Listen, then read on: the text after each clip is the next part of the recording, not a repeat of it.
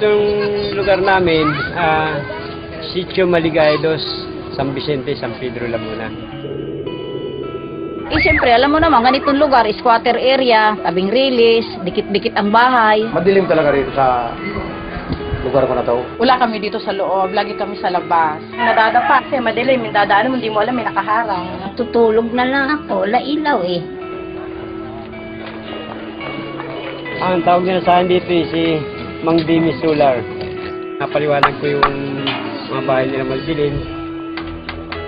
Bubutas ka ng yero, lalagay mo yung bote, lagyan mo siya ng sealant, bago lagyan mo siya ng tubig na mineral, lalagyan ng sunrox. Bago kabit mo sa bahay, lagyan sealant to para hindi tumulo. Ganun lang kasimple yun. Dati yung ganito, tukadilim nung bago ko pagkapitan. Ngayon, nung kapitan ko na, ito na ang liwanag niya. Yan ang liwanag. Pumili po ako kasi bote lang, tubig, maliwanag na yung bahay mo. Bumaba yung ano ko, binayaran ko ngayon. Simula nung makabitan ako dito. At saka itong solar bottle bulb na to, hindi mainit. Dahil sa buti na yan, sa solar na buti na yan, gumanda ang araw namin.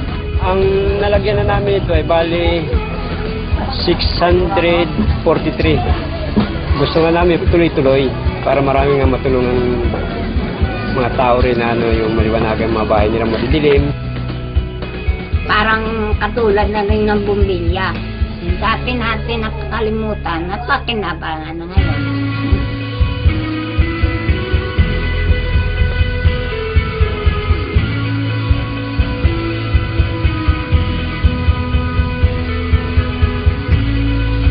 Maliwanag